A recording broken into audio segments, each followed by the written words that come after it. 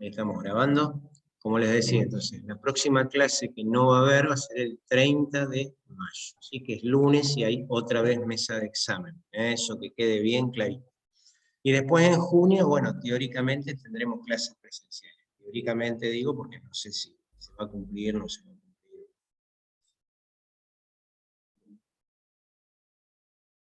Bueno, vamos a hacer un poco de repaso después de un día sin clase, de un lunes sin clase, por lo menos para practicar un poco. ¿Sí? Con la materia venimos bien, venimos con tiempo, ¿sí? Así que no andamos con inconvenientes de tiempo. ¿Quién me puede decir cómo está conformado el microprocesador?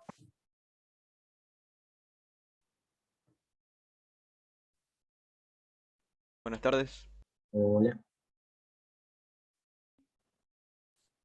¿Cómo está Está conformado conformado?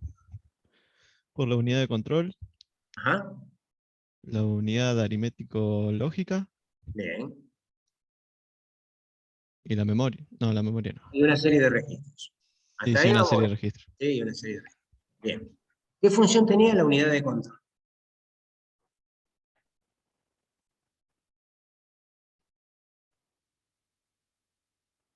Me parece que no hicimos la tarea. Me parece que no hicimos la tarea. Convierte la información en proceso y envía el resultado al destino. ¿Y no sería más fácil decir que realiza el control de todos los procesos? Ahí lo anotó.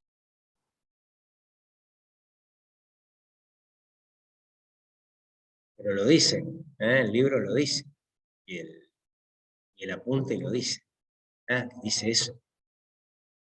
¿Por qué estaba conformada la unidad de control?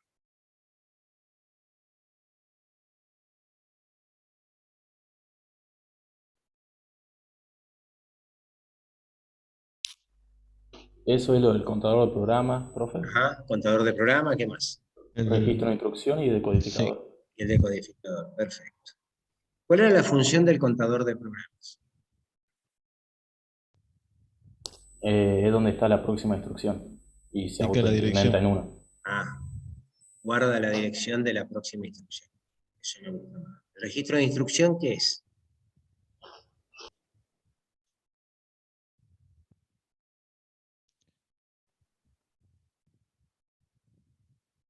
La instrucción actual. El que guarda Lo la que se está instrucción actual. procesando. Está bien, el que guarda la instrucción actual. ¿Y el decodificador o matriz de traducción? El que genera señales eléctricas que activan los componentes Ujú. Bien, para realizar esa operación. bien, bien.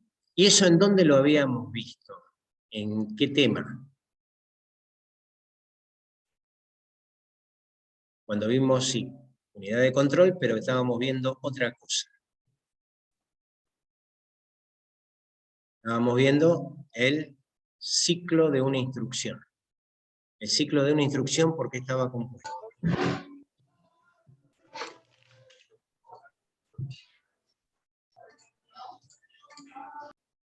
Por 4 pasos. Por 4 pasos. Gonzalo, está hablando Gonzalo y Mateo, el resto de los 35 más que están dando vuelta por ahí, bien, gracias, ¿no? Profe, yo Por eso no me Mateo acuerdo dije, de los 4 pasos, Mateo, pero después se... por eso Sí, Mateo, sí, yo sí, dije pero digo que Mateo, después se Y refundió. Gonzalo, dije, fueron los dos que dije que estaban hablando. Son 4 pasos, sí. ¿Y cuáles son los 4 pasos? Mejor dicho, vamos a empezar por los dos. Yo primero Sí. hablaría de 2 pasos generales. ¿Cuáles eran los 2 pasos generales? Transferencia y ejecución. Transferencia y ejecución. Transferencia y ejecución. Bien, Bruno. Transferencia y ejecución. Transferencia estaba compuesta por 3 pasos y la ejecución por 1. ¿Cuáles son los 3 pasos de la transferencia? Se copiaba la instrucción del contador de programas, se le subía uno al contador de programas y se preparaban los elementos para la ejecución, ¿no era? O algo así. O sea, los 2 primeros están bien. Le Ah, el faltan, último sí, no sé, no me acuerdo el libro. por eso, los 2 primeros están bien. Cuando el registro de instrucción tenía la instrucción, lo que pasaba era que El decodificador tomaba esa instrucción y mandaba, ¿sí?, las cosas correspondientes para que se pudiera ejecutar después, ¿sí? Entonces, eso era lo que era el ciclo de una instrucción. Y se le llamaba transferencia, ¿por qué? Búsqueda o transferencia, ¿no es cierto? Vieron que tiene dos nombres, búsqueda o transferencia. Si hicieron el cuestionario, se habrán dado cuenta que yo le puse otro nombre, porque era búsqueda o transferencia. Yo lo puse por búsqueda. Hubo algunos que le metieron la pata ahí, no se acordaron que también se llamaba búsqueda. ¿Por qué se llama transferencia? Porque ¿dónde está Profe, la...? perdón, te interrumpo ya que dijiste lo del cuestionario. ¿Hay que hacer ya el de microprocesador? Todavía no, Ah, todavía no.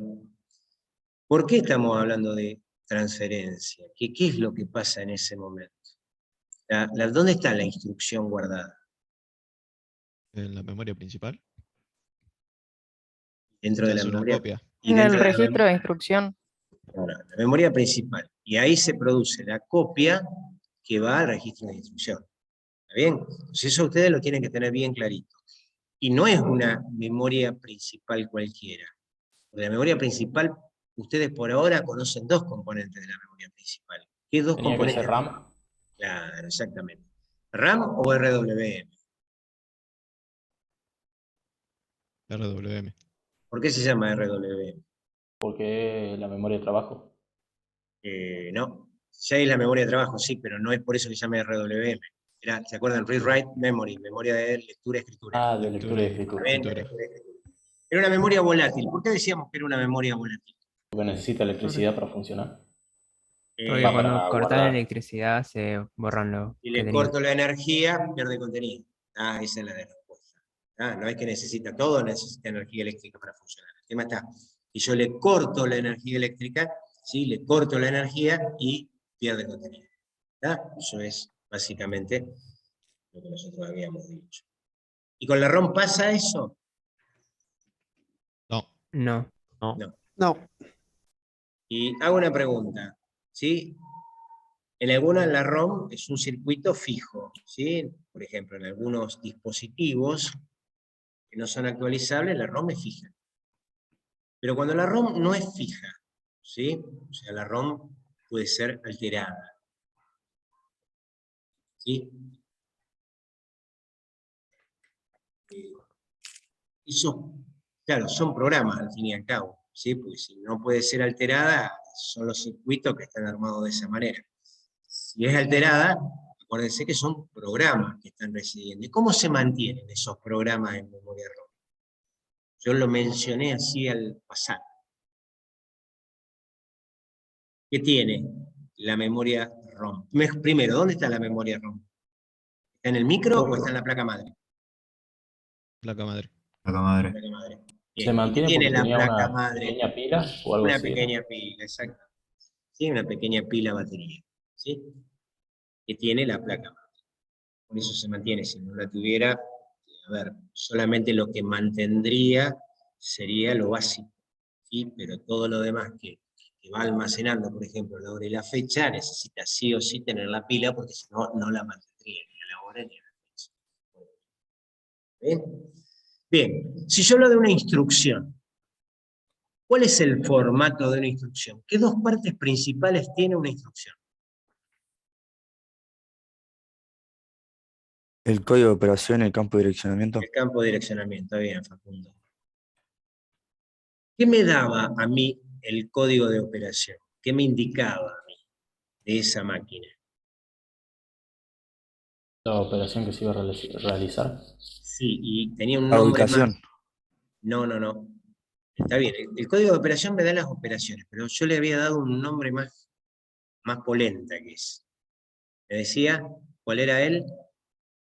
De instrucciones. De instrucciones. El ¿Qué set de hacer? instrucciones, el set de instrucciones o el repertorio de instrucciones que tiene esa máquina. ¿Está bien?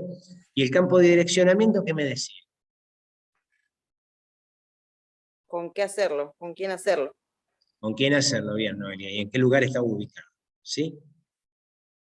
El campo de direccionamiento me estaba dando una ubicación. Una ubicación. ¿De qué dependía el tamaño de una instrucción? ¿Quién era el culpable del tamaño de una instrucción? O del formato de una instrucción. ¿Quién era el culpable? ¿La memoria? ¿Del tamaño? Del tamaño de una instrucción. Del formato de la instrucción. ¿Quién era el Me culpable? acuerdo que era por bits, pero no me acuerdo. Del arquitecto que había diseñado el micro. ¿Está bien? ¿Se acuerdan que de eso dependía? ¿De qué dependía que la palabra fuera de 8, de 16, de 32? Del arquitecto. ¿Sí? El culpable de todo esto es el arquitecto, el que diseñó ese micro. ¿Está bien? El que diseñó ese micro. No vamos a hablar de las características de la computadora, que era universal, no vamos a hablar de von Neumann, que volver a repetir lo mismo, ya lo repetimos muchas veces, pero sí era necesario repetir lo que dijimos nosotros siempre. ¿Bien? Y estamos hablando del micro. Ustedes dijeron muy bien que estaba compuesto por la unidad de control, la unidad aritmética lógica y una serie de registros. Esa unidad aritmética lógica, ¿qué función cumple? Realiza las operaciones matemáticas de los procesos. Matemáticas y lógicos, exactamente. Sí. ¿Sí? O sea, eso es el microprocesador en sí, que es el cerebro de la computadora. Ese cerebro tiene que estar conectado a lo demás. Para poder estar conectado a lo demás, ¿sí? Para poder estar conectado a lo demás, necesita, ¿sí?, de algo que se llama placa madre. La placa madre, motherboard, ¿sí?, mainboard, placa principal, madre, ¿sí?, como muchos lo llaman, ¿sí?, no es nada más que es un pedazo de circuito, ¿sí?, el más importante que tiene la computadora. ¿Por qué? Y porque este elemento, la placa madre, es la que va a permitir conectar el resto de los componentes. Justo fui a agarrar una que es moderna, pero no se ve completa. Es la que va a permitir conectar el resto de los componentes a la computadora. Agarré una chiquita, pero es una MSI. Entonces, acá aparece esto que estoy señalando con el mouse, lo que se llama el zócalo del microprocesador. ¿Sí? Hay distintos tipos de zócalos del microprocesador, el más común es este que se llama CIF con Z, como el de limpieza, ¿sí? Nada más que CIF es con C, este es con Z, porque viene de fuerza de inserción cero. O sea, no hace falta fuerza para colocarlo. Antiguamente venían soldados, ¿está bien?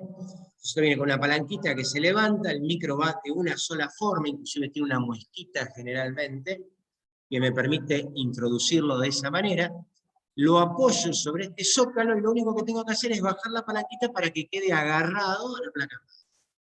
¿Sí?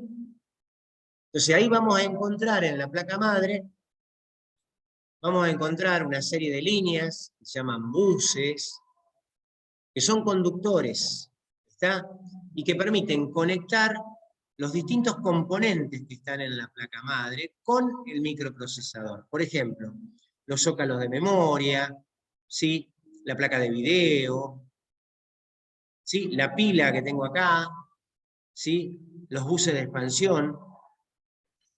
Acá tengo muy factiblemente de este otro lado estén todos los puertos necesarios para poder conectar la placa de red, la conexión de video, el puerto USB, ¿sí? Todos esos componentes están aquí en la placa madre. Pero nosotros no estamos hablando de la placa madre, sino que estaba mirando cómo se inserta un micro en una placa madre. ¿Está bien? ¿Existen otros tipos de zócalos? Sí, pero se han dejado de usar, ¿sí?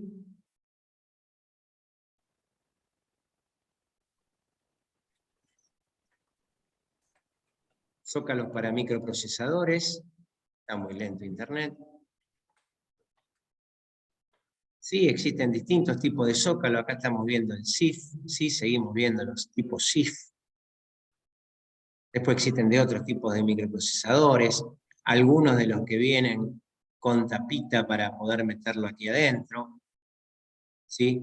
Acá tenemos uno ya con el micro insertado, por ejemplo. Acá lo tenemos sin el micro insertado, ¿sí? Acá lo tenemos al micro afuera.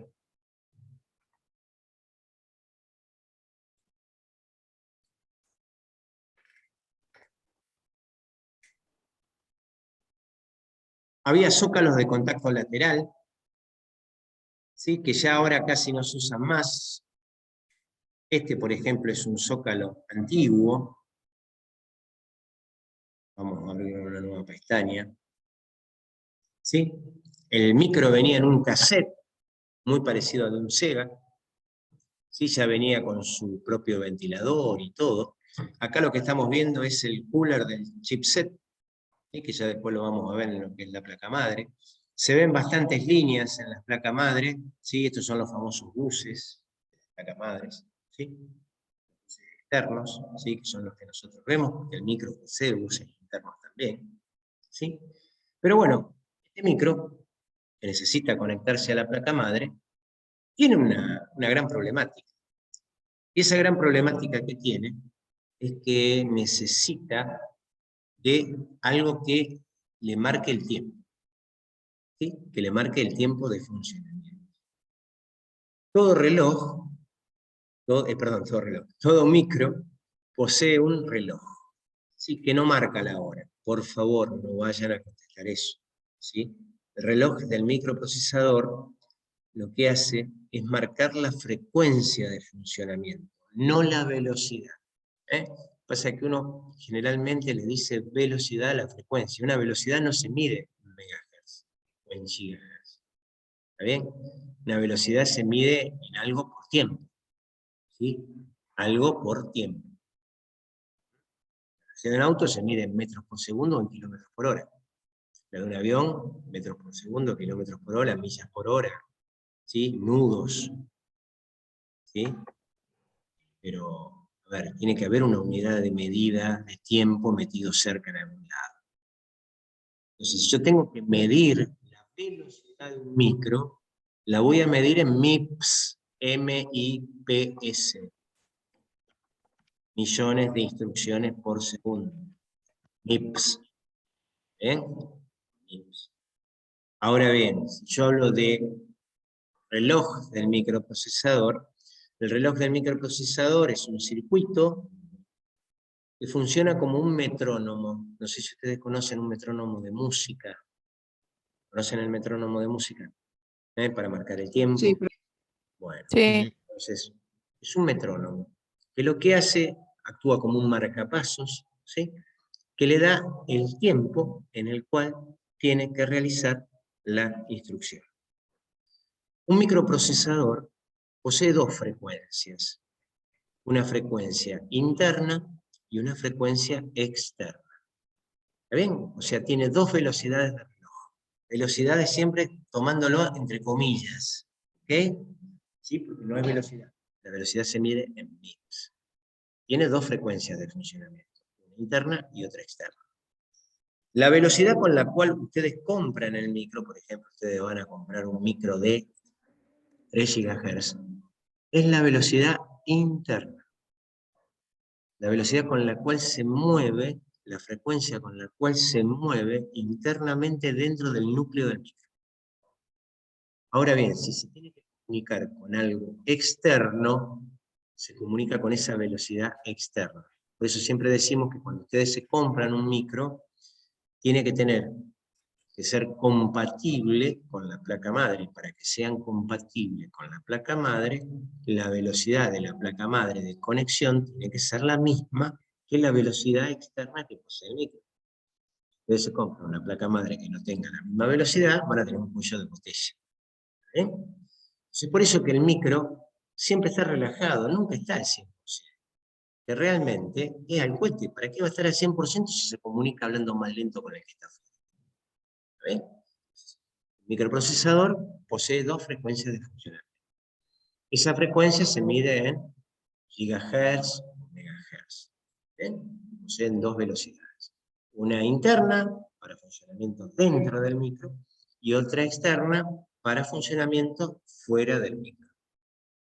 Los microprocesadores, a partir del modelo 8486, habíamos dicho que tenía ciertos cambios con los procesadores del tipo 386. Esos cambios que se producen, por eso es que yo lo menciono siempre al microprocesador 8486, fueron cambios que se mantienen aún hoy en día. Lo primero fue que los micros ya empezaran a tener velocidades de 100 MHz para arriba. Al tener tanta velocidad, ustedes piensen, por esos conductores del tamaño del diámetro más pequeño de un cabello, ¿sí? La energía eléctrica trata de pasar a gran velocidad.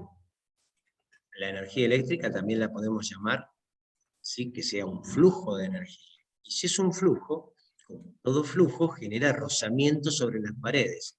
Y si genera rozamiento, genera calor. Entonces, al generar calor, a partir del modelo 486, sobre los microprocesadores, ¿sí?, aparecen los llamados disipadores.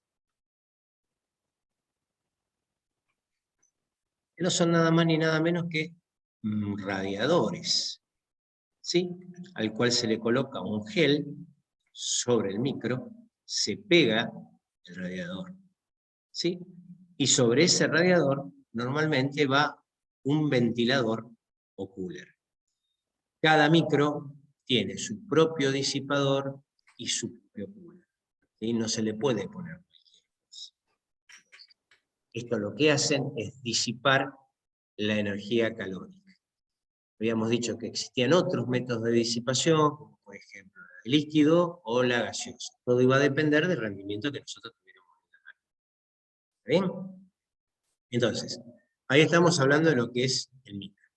Va colocado en un zócalo, que se llama SIF. Ese zócalo está en la placa madre. Para disipar el calor, nosotros necesitamos colocarle un disipador y un cooler. Hay algunos que tienen más de un disipador, más de un cooler, ¿sí?, que están colocados en otro lugar en el gabinete, pero que están ayudando a que ese gabinete esté ventilado para que ese microprocesador no sufra.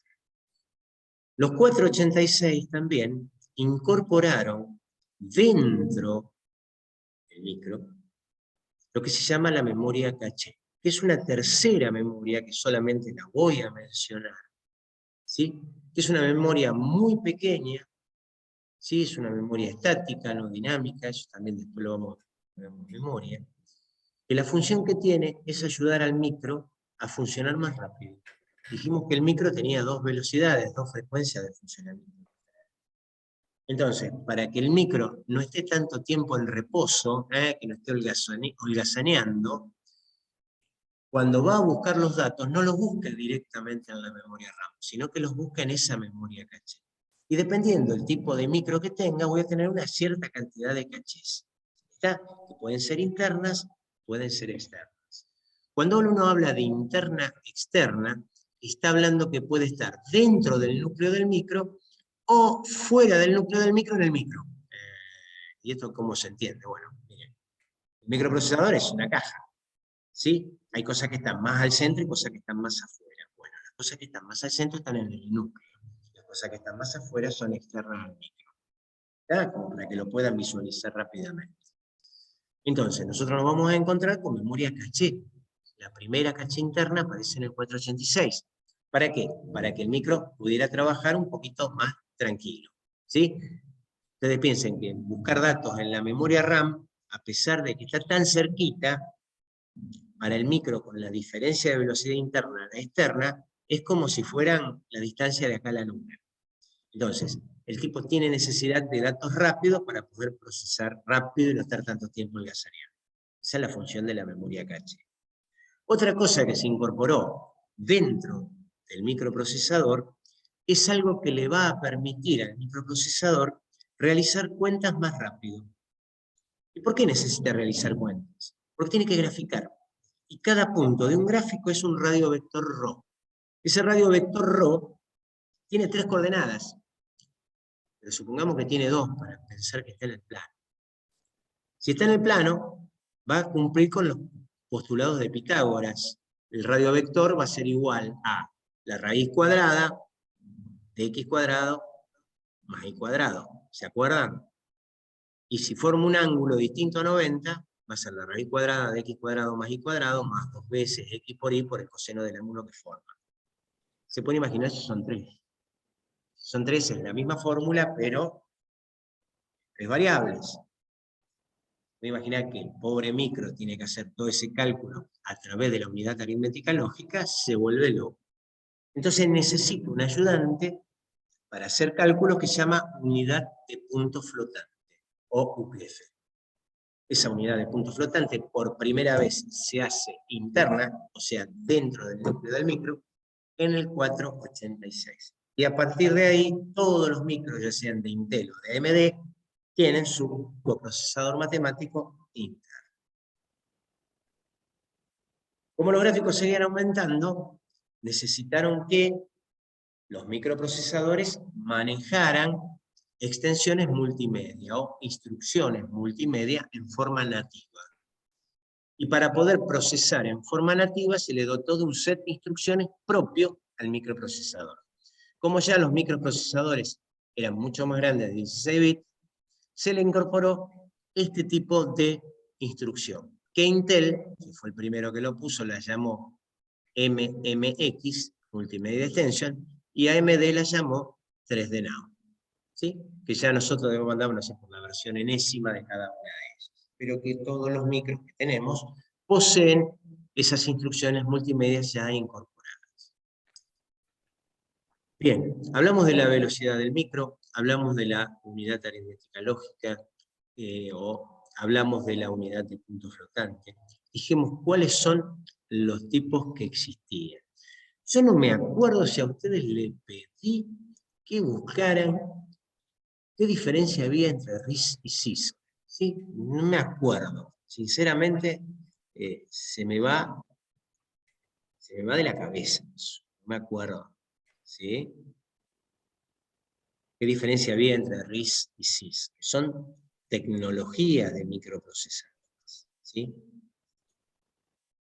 Fueron 2 formas, ¿sí?, distintas de entender el procesamiento.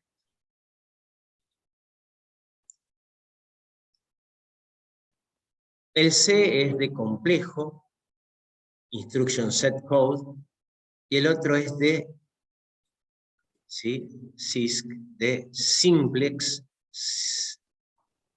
conjunto de instrucciones simples y conjunto de instrucciones reducibles. ¿Sí? Esas son qué significa RISC y qué significa CISC. ¿Sí? O sea, un gran tema con respecto a estas instrucciones. ¿Sí? A ver si podemos leerlo entre todos. CISC, Complex Instruction Set Computer, Reduced Instruction Set Computer. Arquitecturas RM y MM, arquitectura RR, carga de almacenamiento, diseñadas sin tener en cuenta la verdadera demanda de los programas, diseñadas a partir de las mediciones practicadas en los programas a partir de los 80. Dar soporte a los casos frecuentes, dar soporte arquitectónico a funciones requeridas por las LAN.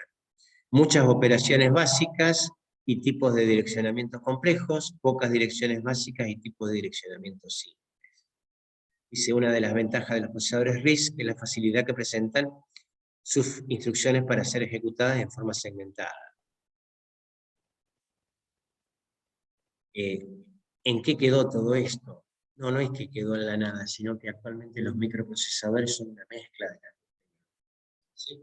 Porque ni una es buena totalmente, ni la otra es buena totalmente. ¿Ya? Yo les pediría que se fijaran un poquito qué es RISC y qué es CISC. ¿Bien? Entonces, por favor, eso mírenlo ustedes y lo charlamos la clase que viene. Nosotros hablamos de buses. Dijimos que había buses internos y buses externos. Cuando uno habla de buses, no hay que confundirse con el bus serial universal. ¿Está bien? No hay que confundirse. Cuando uno habla de buses, ¿sí?, de los buses de una PC, está hablando principalmente de los 3 buses principales, que son el bus de datos, el bus de direcciones, ¿sí?, y el bus de control. Y acá lo estamos viendo. Entonces, si nosotros tenemos un esquema de memoria de von Neumann, un esquema de von Neumann, y queremos colocar cómo se unen cada uno de los buses, la cosa es muy sencilla. El bus de direcciones lo van a tener en las unidades de entrada y salida, en la memoria y en la CPU. ¿Por qué? Y porque muchas veces la CPU manda directamente a imprimir. O sea, manda directamente, por lo que se llama acceso directo a memoria, ¿sí?, manda directamente a imprimir. Perdón, manda directamente a imprimir. Se llama acceso directo a memoria. Directamente por la rutina de impresión, y la entrada y salida, los manda directamente a imprimir. Y otras veces, por el llamado acceso directo a memoria, yo estoy copiando archivos desde internet, y no tiene necesidad de pasar por la CPU, por lo que pasa directamente a memoria a almacenarse. El bus de control, en cambio, sale de la CPU y controla entrada y salida. Y el bus de datos, por otro lado, lo que nosotros vamos a hacer es justamente intervenir a las 3 unidades al mismo tiempo, ¿sí? Acá le estaría faltando el bus de alimentación. Ese bus de alimentación es el que va a llevar energía eléctrica a todos los componentes que nosotros tenemos en nuestra placa madre. Cuando uno mira una placa madre, lo que va a encontrar es una serie de líneas, ¿sí?, que las podemos ver acá, líneas, ¿sí?, que son los buses. Ahora, no me pregunten qué buses cada uno, ¿sí? Es imposible de saberlo, salvo que tengamos un mapa, ¿sí?, de la electrónica de esa placa. Ahora bien, cuando yo quiero conectar algo, lo tengo que conectar en lo que se llama la manifestación externa de ese bus. Y la manifestación externa del bus se nos da principalmente en la placa madre, donde vamos a encontrar, por ejemplo, las bahías de expansión, o slots, ¿sí?, que no son nada más ni nada menos que enchufes donde yo coloco controladoras, ¿sí? Por ejemplo, una controladora de video. Hay distintos tipos de slot, eso ya también lo vamos a ver. ¿Bien? Otra manifestación de un bus es, por ejemplo, cuando yo conecto, por ejemplo, una impresora, que la puedo conectar por un puerto que se llama USB, o Bus Serial Universal. Antiguamente las impresoras se conectaban a través de algo que se llamaba PES, que se llamaba puerto paralelo, ¿sí? Y más antiguamente a través de un puerto que se llamaba serie. Eso vamos a ver cuando veamos puertos. Esas son las manifestaciones externas que nosotros tenemos, ¿sí? También vamos a encontrar que hay conectores especiales para discos duros. Por ejemplo, los discos SATA. Es este conector que estamos viendo acá, que tiene ese formato. ¿Bien? Entonces, esas son las cosas básicas que uno tiene que tener idea.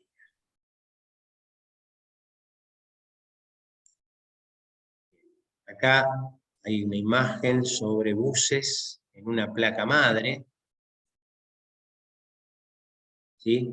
Ven, buses de la CPU, los controladores, input, output, keyboard, memorias, permanent storage o disco, o sea, estado permanente, storage, almacenamiento de estado permanente, output, salida, screen, printer, pantalla, impresora, input, output units, sistema de sonido, tarjetas de TV, cámara, etcétera, etcétera, etcétera. Había algo aquí que acá está muy bueno, ¿sí? Distintos buses de la PC. La placa madre posee controladoras, que son microprocesadores especializados. Esos controladores especializados que poseen la placa madre se llaman puente norte y puente sur. hay uno que desapareció. ¿Bien? Esos puente norte y puente sur son los que van a administrar el funcionamiento de nuestra placa madre. ¿Sí? Fíjense que acá en este dibujito que ustedes están viendo, el puente sur lo que hace es trabajar con todo lo que sea los buses PCI y el bus ATA correspondiente al disco duro. Mientras que el puente norte se está encargando de trabajar con lo que es video, lo que es memoria y lo que es CPU. Ustedes se podrán dar cuenta cuál es el bus que está desapareciendo. ¿Sí? Hay uno que está desapareciendo.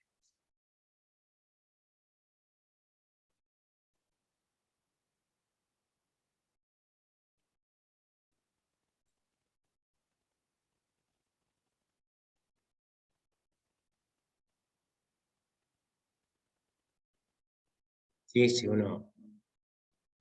¿Qué son los chipsets norte y sur? Y en la actualidad encontramos 2 chipsets en una placa. En la actualidad no hay más. O mejor dicho, en placa y procesador. El puente norte, el North Bridge, el puente sur o South Bridge. La razón de llamarlos así es que uno está más arriba y el otro está más abajo. Por eso se llama norte y sur. ¿Sí? La función del puerto norte, acá lo dice.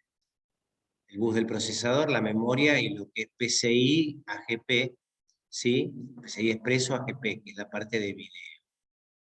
De esa forma sirve de conexión, de ahí su denominación entre puente, entre la placa madre y los principales componentes. ¿Y qué controla el puente sur? El puente sur es el concentrador de los controladores de entrada y salida. ¿Está bien? Que era lo que habíamos visto recién en el tiempo. ¿Qué son los chipsets? El chipset es un centro de información, es un microprocesador, es el que controla la placa.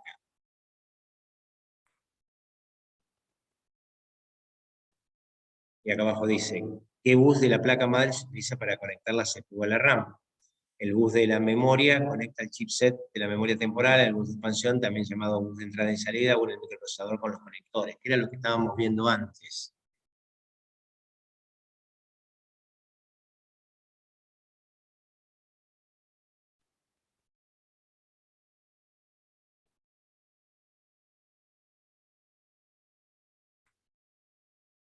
Fíjense, porque está integrado el North Bridge en el interior del procesador, ¿sí? Desde hace bastantes años, el puente norte, como a algunos usuarios les gusta llamarlo, el North Bridge, no está más afuera en la placa madre, sino que está dentro del micro. ¿Sí? ¿Por qué? Porque justamente como tiene que trabajar a la velocidad del micro, se necesita que justamente, ¿sí?, el micro lo maneje a la CPU de esa manera rápida, ¿sí? Y deje solamente el South Bridge afuera, porque es el que trabaja con los elementos más lentos. ¿Y cuáles son los elementos más lentos? El mouse, la impresora, ¿sí? Los discos duros, los discos ópticos. Entonces, el North Bridge no está más en la placa madre, sino que el North Bridge está dentro de lo que es el micro, que es la CPU. Y de esa manera yo puedo, el micro puede manejar las cosas de una manera más rápida. ¿Está? Bien, ¿dudas, preguntas, consultas? ¿Se entiende? ¿Entiende? Sí, profe. Sí, profe. Sí, se Sí, entiende. profe. Bien, para la semana que viene vamos a terminar de leer placa madre, ¿sí?, del apunte. Ahora sí, si quieren, pueden hacer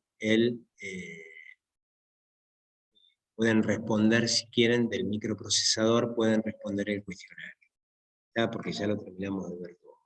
¿Sí? Básicamente las cosas importantes fueron dadas. Ustedes me dirán, pero no vamos a dar lo que es el ancho de bus de datos. A ver, ¿de qué me interesa a mí saber qué ancho de bus de datos tenía una 486 o una PET? A mí lo que me interesa es saber es que el ancho de bus de datos, cuanto más ancho sea, mejor va a ser. ¿Por qué? Y por algo muy sencillo. Si yo tengo una carretera de 6 carriles, me permiten pasar 6 autos al mismo tiempo. Si yo en cambio tengo una carretera de 12 carriles, me permite manejar 12 autos al mismo tiempo, o sea, el doble. Entonces, cuanto mejor, más anchos sean los buses, más rápido va a ser la comunicación que nosotros tenemos. ¿Está? Entonces nosotros vamos a tener un bus de datos, vamos a tener un bus de dirección y un bus de control. Entonces, si nosotros estamos trabajando en un formato 32, 64, ustedes vean la diferencia. Che, en una ruta de 64 carriles y van a circular el doble de ceros y unos que en una de 32. O sea, a mí lo que me interesa es ese concepto. No me interesa saber cuántos bits tiene el bus de direcciones de la 486 o el de la, qué sé yo, el CLAMAT o la I7.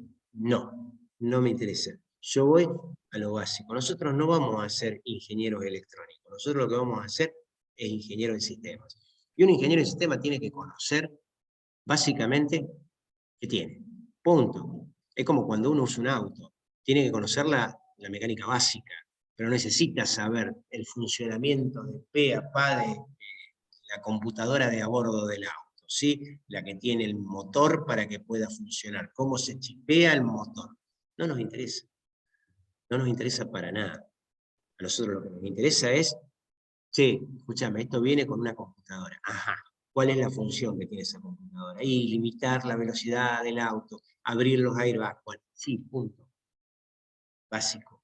Y acá nos pasa lo mismo. Yo no quiero saber cómo funciona electrónicamente el micro. No me sirve. A mí lo que me sirve es puntos detallados de cada una de las cosas. ¿Ok? Entonces, semana que viene terminamos de ver eso. ¿Está? Y a lo mejor empezamos con algún tema nuevo que yo voy a leer por ahí. ¿Está? Que quiero ver, quiero pegar un punto para dar vuelta a todo lo que esté faltando, para empezar con algo que es un tema que los va a apasionar, que es redes, que normalmente se ve a lo último del año y yo lo quiero ver a mediados de año porque me gusta mucho más. Y a ustedes los engancha más, que la parte de redes para ustedes es algo que teóricamente saben. Todos usan internet, realmente no saben qué es. Pero bueno, esa es la idea. Por favor, pongan presente si quieren, así podemos ir cortando.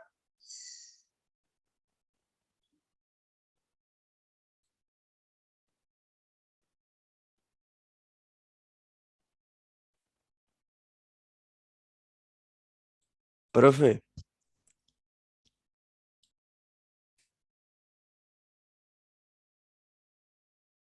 Sí, decime. en el cuestionario, no sé si me pasa a mí solo, que me aparecen nombres que, o sea, los nombres de otros estudiantes, o sea, no de nuestra comisión. Mirá, teóricamente tendrían que aparecer nombres de dos comisiones, 110 y de la 103. Sí, entré a la 110 y me aparecen Cires Agustín, Otto Agustín Eduardo, Lescano Alejo Ezequiel, Cobo Analía. Por eso, te pueden Me aparecer, aparecen teóricamente te tendrían que aparecer otros. nombre de los dos, pero me puedo fijar, puede ser que esté mal. ¿Está? Me fijo Me y parece que es de años anteriores, por eso. Puede ser. mirá, Porque hay un chico puede que ser que no conozco que esté, es más grande. puede ser que no se haya actualizado el link, porque yo actualicé el link y a lo mejor no lo actualizó. Ustedes estaban puestos, pero viste que hay veces que aseguro se lo llevaron preso, entonces tengo que verificar. Yo lo verifico y les digo, ¿está? Gracias por Dale. avisar. Gracias por avisar. No, gracias. Bueno, gente, nos estamos viendo entonces. Un abrazo para todos. Después Chao, subo el profe. video. Chau, Chao, chau. profe. Gracias. Nos vemos. Chao, profe, Gracias. hasta luego. Gracias.